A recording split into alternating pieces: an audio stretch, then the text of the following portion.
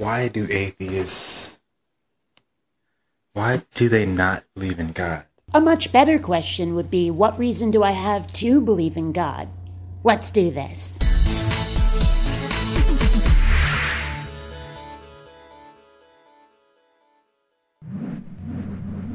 Greetings, fellow space travelers, BionicDance here. Before I start the video, I have a couple of items of business to discuss. First, I have started a new channel. It's for gaming and geekery and stuff. So far there's only one video, but there will be more. Oh yes, there will be more.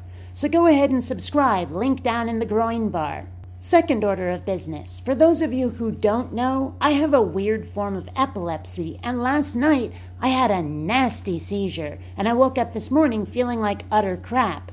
But I'm making a video anyway, which is how much I love you guys. Now, on to the subject at hand. Meet YouTuber Gregory Chapman, who doesn't seem to understand why atheists are atheists. Check him out. Look all around you. Look at this wall. Look at this calendar. Doesn't that have a designer? Yes, they do. But we can identify that designer. We know it was a human. They freely admit that they designed it. But why does that mean everything else has to have a designer? But let's suppose for a moment that your God did design the universe. That brings up two rather important points. First, your God did a lousy job of letting us know. It's not like we can find a divine trademark anywhere. So why should we suspect that there is a God involved? Second problem, your God did a really shitty job designing the universe for a being who's supposed to be all-knowing and all-powerful. Just consider the human immune system and how many things are out there trying to kill us and succeed. So when I look around, I don't see evidence of a God. I see evidence of a cold, indifferent universe with no intelligence behind it. Or I see a God that's a complete rat bastard. Frankly, I think the former is far more likely. I mean, come on, look at this treadmill. Tell me that ain't God. Your treadmill? Really? Do you have any idea how difficult it is not to make fun of you right now? Seriously. And I'm gonna go out on a limb and say that humans designed and built that treadmill. Come on, like, you atheists are playing, man. Like, I don't understand your motivation or your intentions. Like, why? I mean, you were taught since birth that there was a God. No, I wasn't. I was raised almost entirely without religion. My parents tried all kinds of stuff, but they never really forced it on me. I was definitely raised without Christianity. Oh, and making assumptions about my childhood? Back to paddling.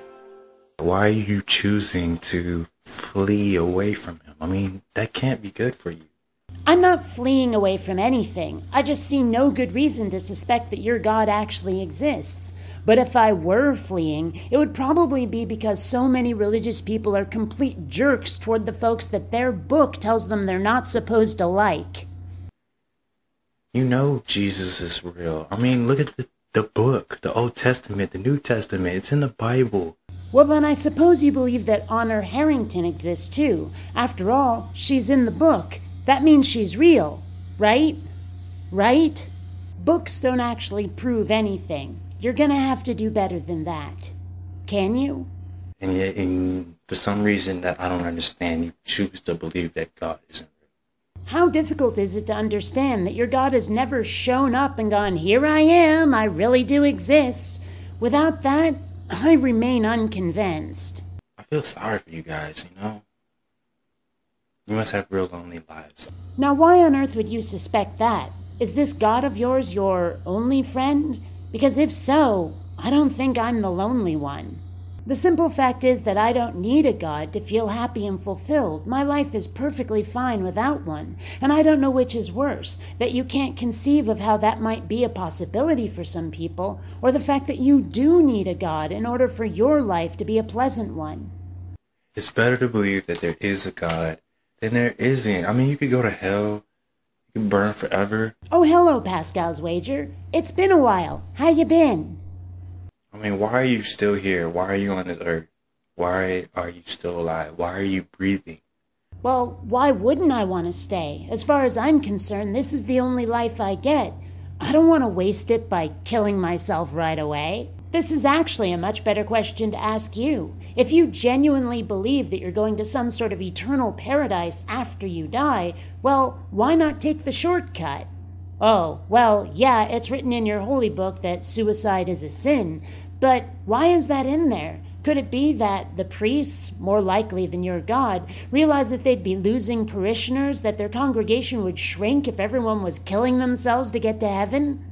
Does anybody remember the Heaven's Gate cult? It may not have been Christian in origin, but it was definitely a religious suicide in an attempt to get to some kind of afterlife paradise. This doesn't make sense to you?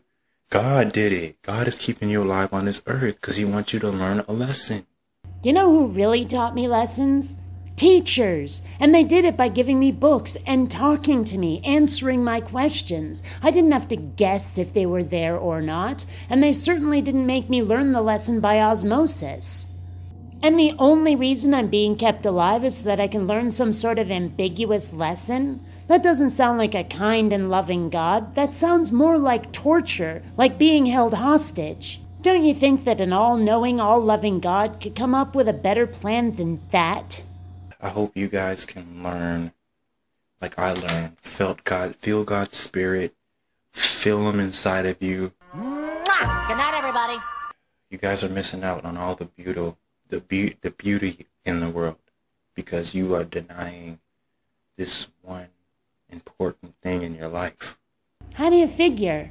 I mean, am I going to look at a sunset or a starry night sky or a bit of art or some music and go, nah, without God, this just isn't any fun?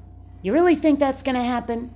How exactly is a God required for me to look at something and go, ooh, that's nifty. I love that. I dig it like a backhoe. That makes me happy. That makes me feel good. Explain to me exactly why I would need a God to see beauty in the world. Pick up that Bible, man. It's got a lot of good stuff in it. A lot. And it's the truth. But these lunatics always go, well, because it says in the Bible. Okay, stop, hang on. I'm glad you like a book. It's the truth?